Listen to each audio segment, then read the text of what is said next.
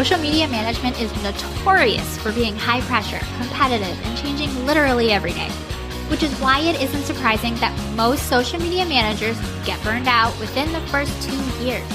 So how do you keep going? How do you stay up with the latest updates, protect your mental health, and build a successful social media management business that supports your lifestyle goals? Whether that's working from home with your kiddos or jet setting around the world, that's what this show is all about. Welcome to Social Media Manager Confidential. I'm Shanté, founder of a 6-figure social media management agency and mentor to social media managers. And I'm here to dish on the ins and outs of the social media management world without any of the gatekeeping that can come along with it. You'll learn, you'll laugh, and you'll leave each episode inspired. Let's dive into today's episode.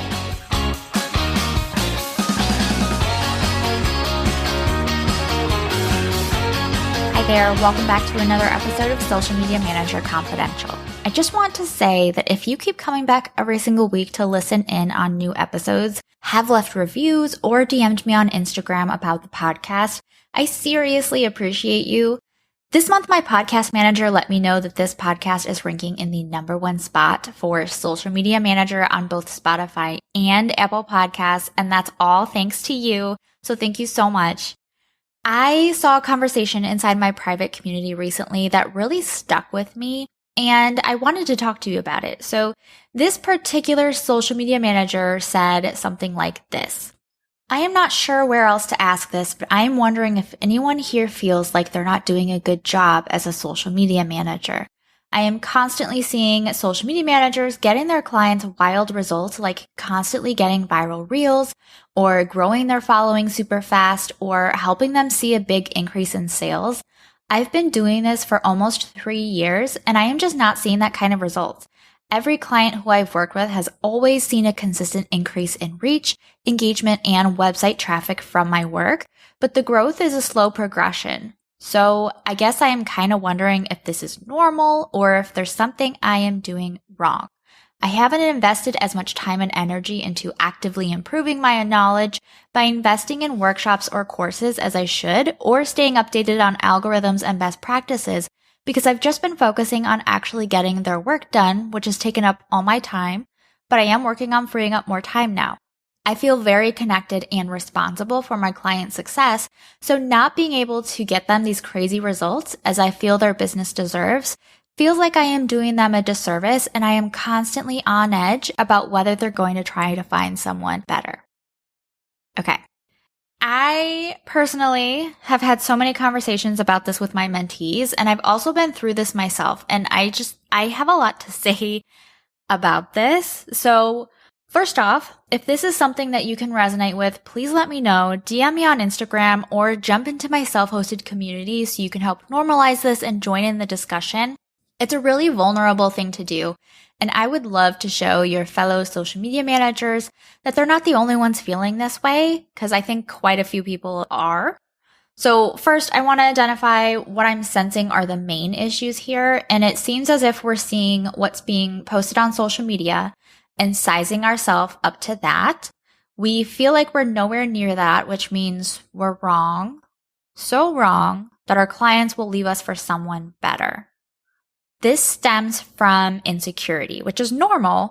Insecurity is just another feeling that falls under the umbrella of imposter syndrome. We're worried that we're a fraud or an imposter, or that we just aren't good enough. And then we worry about the negative consequences that can happen if other people realize that too. So let me tell you this. A true imposter is someone who purposely lies and defrauds people. They are scammers. Their whole goal is to take money and run. This social media manager that I mentioned earlier clearly cares very deeply about their clients, so we've already proved that they are not an imposter. People sharing client results can be misleading. Most people don't share their client's industry, account size, how frequently they're posting, whether it's organic versus paid. All of that makes a big difference in how content performs. And if your client is a content creator or a comedian, you're going to have a much easier time going viral or growing their following versus someone who is like a plumber, or maybe they sell insurance. Most of the time you're comparing apples to broccoli. Both food, but very different. Also, I do want to touch on the fact that it's very easy to fake results, alter screenshots, things like that. And I'm not saying everyone does this. I hope very few do, but that's also something to consider. Don't believe everything you see on the internet unless you know the entire story. And I think that's a pretty good blanket statement, not just for social media managers.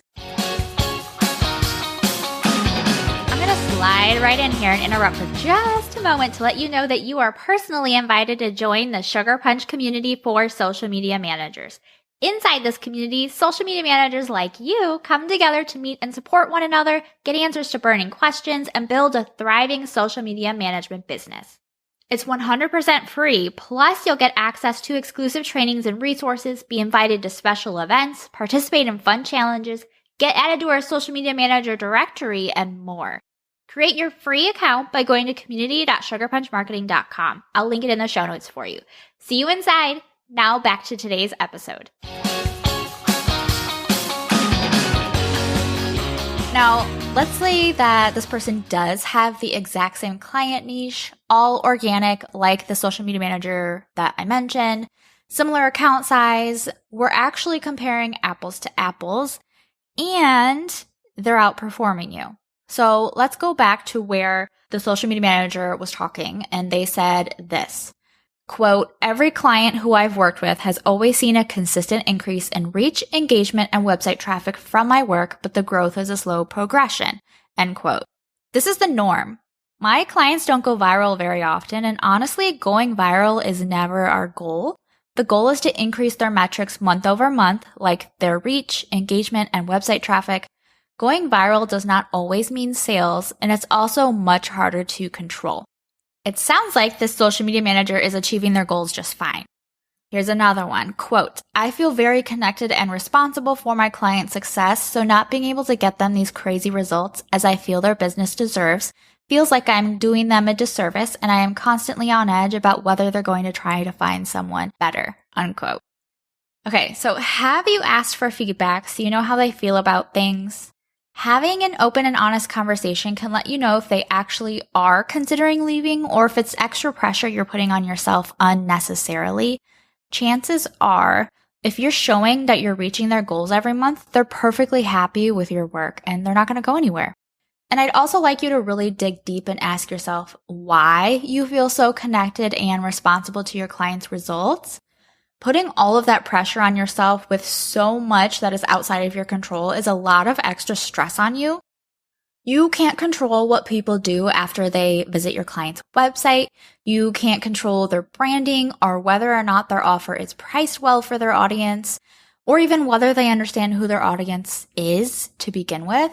Those things are not your responsibility as their social media manager, but it's something a lot of us feel like we need to take on because we want to help.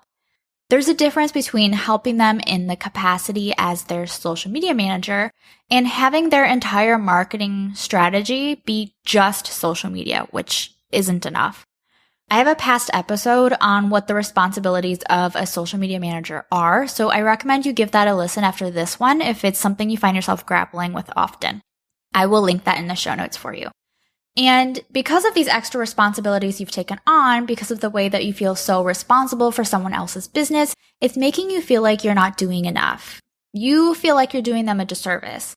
And honestly, you're probably doing too much and your client is getting a heck of a deal. They aren't going anywhere. And this is a mindset shift here. We need to approach the situation from a confident and curious viewpoint, not a fearful viewpoint. We're not going to be thinking, what if I'm not good enough and my clients leave me? This is allowing fear and insecurity to lead, which will only bring you more fear and insecurity. So we're going to turn that thought around into something positive instead, like, I really want to make sure I'm staying up to date with best practices for my clients so that I can provide them the best service possible. I'm already doing great, which that person has already said themselves, but I want to push myself and learn even more. This is coming from a place of confidence and leadership. You're making this decision because it's best for you, your business, and your clients, not because you're afraid something bad will happen if you don't. Now, do I recommend investing in courses or workshops? Sure. If it fits your budget, teaches you what you need, and provides resources for easy implementation, then go for it. Definitely do your research, ask questions, look for social proof, and see if this person is great at teaching or if they're just really good at using catchy headlines to market to you. Search their comment section from people who have learned from them already.